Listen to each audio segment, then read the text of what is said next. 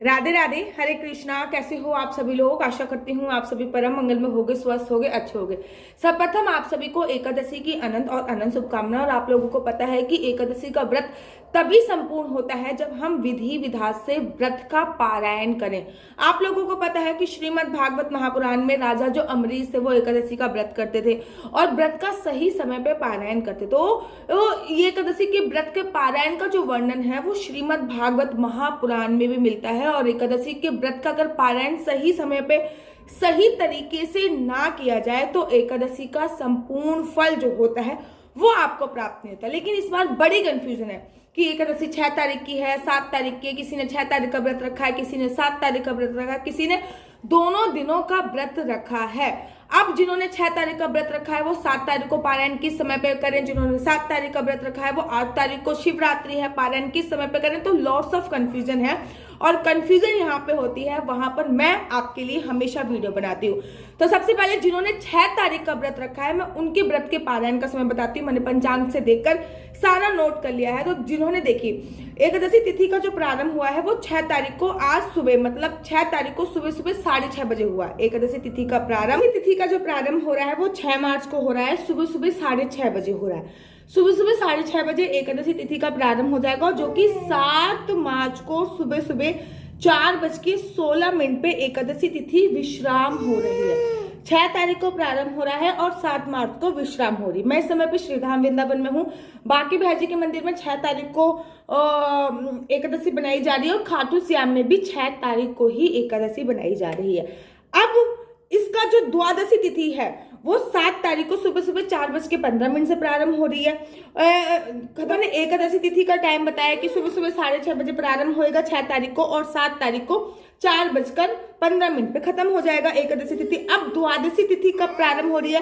द्वादशी तिथि जो प्रारंभ हो रही है वो 7 तारीख को 4:15 से प्रारंभ हो रही है और जो खत्म हो रही है वो 8 तारीख को रात को 1:30 बजे के आसपास खत्म हो रही है। 1:20 पे खत्म हो रही है, अर्थात 1:30 बजे के आसपास खत्म हो रही है।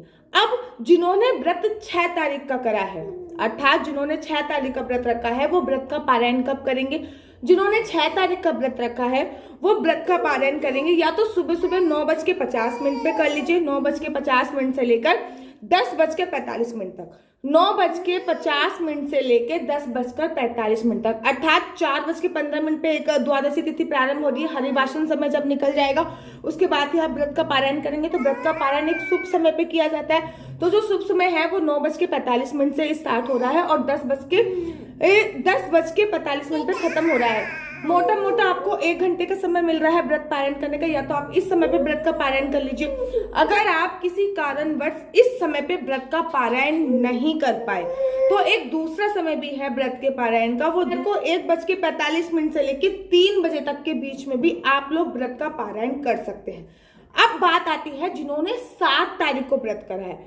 तो जिन्होंने 7 तारीख को व्रत वो करा है, क्योंकि हरिवासन का समय जो समाप्त हो रहा है 7 तारीख को वो हो रहा है 9:40 पे। ध्यान रखिए कि हरिवासन का समय निकलने के बाद ही आपको व्रत का पारायण करना होता है। हरिवासन समय जब निकल जाता है तब आपको व्रत का जो है पारायण करना होता है, अर्थात 2 घड़ी का समय जब निकल जाता है तब आपको व्रत का पारायण करना होता है। या तो आप सुबह 9:45 से लेकर 10 बजे तक 10:45 तक 7 तारीख को व्रत का पारायण कर सकते हैं जिन्होंने 6 तारीख को व्रत रखा है, या फिर दोपहर को 1:45 से लेकर 3 बजे तक आप व्रत का पारायण कर सकते हैं। वो टोटली आप पे निर्भर है कि आप व्रत का पारायण कब करना चाहते हैं। अब जिन्होंने 7 तारीख को व्रत रखा है वो 8 तारीख को व्रत का पारायण करेंगे। 8 तारीख को जो व्रत का पारायण का समय है वो 6:38 से लेकर 7:50 तक है। मोटा मोटा 6:30 बजे से लेकर 8 बजे तक के बीच में आप एनी हाउ जिन्होंने 7 तारीख का व्रत रखा है वो 8 तारीख को व्रत का पारायण कर लेंगे। अब बड़ी कंफ्यूजन है कि दीदी की व्रत का पारायण 8 तारीख को शिवरात्रि है, हम लोग व्रत का पारायण 8 तारीख को कैसे करें? तो देखिए, एक बात देखिए, जब भी कोई दूसरा त्योहार होता है जैसे कि प्रदोष होता है, शिवरात्रि होती है या फिर कोई भी त्योहार जब पड़ जाता है तो हम लोग व्रत का पारायण कैसे कर सकते हैं? तब हम लोग व्रत का पारायण के लिए भगवान को स्नान करा के उनका जो जल होता है, स्नान का जो जल होता है वो पान करते हैं तुलसी दल के साथ। याद रखिए, जब व्रत का, जैसे कि आज व्रत है और कल भी व्रत है, तो व्रत का पारायण कैसे करें, क्योंकि व्रत का पारायण तो बहुत जरूरी है। जब तक व्रत का पारायण नहीं करेंगे तब तक व्रत का जो है वो संपूर्ण फल आपको प्राप्त नहीं होगा। तो व्रत का पारायण हमेशा एकादशी के व्रत का पारायण चावल से किया जाता है, लेकिन दूसरे व्रत में भी चावल खाना मना होता है। जैसे कि शिवरात्रि में आपको पता है अन्न की मनाही होती है, नमक की मनाही होती है। शिवरात्रि में, प्रदोष के व्रत में अन्न की मनाही होती है, नमक की मनाही होती है। तो इसमें हम व्रत का पारायण कैसे करेंगे, तो हम इसमें जो व्रत का पारायण करेंगे वो हम भगवान के चरणों का जल पीकर और तुलसी दल खाकर ही व्रत का पारायण करेंगे। इस बात का आपको विशेष तौर पे ध्यान देना है।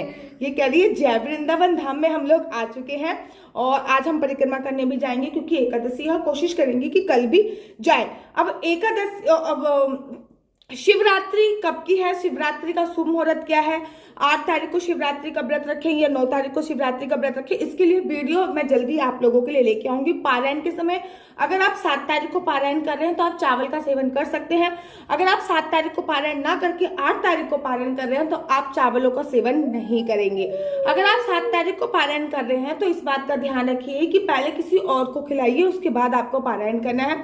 लेकिन अगर आप 8 तारीख को पारायण कर रहे हैं तो आपको पैसे किसी और को देने पड़ेंगे, या फिर सूखा अनाज का जो सामान है वो किसी और को देके आप व्रत का पारायण कर सकते हैं। अब मेरी बेटी को आ रही है नींद, अब मैं इसको जा रही हूँ सुलाने। आशा करती हूँ आपको मेरी वीडियो अच्छी लगती होगी। अगर आपको मेरी वीडियो अच्छी लगती है तो आप अपना YouTube चैनल हरि बोल को लाइक शेयर सब्सक्राइब करना बिल्कुल भी मत भूलिए। तब तक के लिए मुझे दीजिए इजाजत। राधे राधे, हरे कृष्णा, हरि बोल। इसको पता चल गया कि वीडियो खत्म हो रही। राधे राधे, हरे कृष्णा, हरि बोल।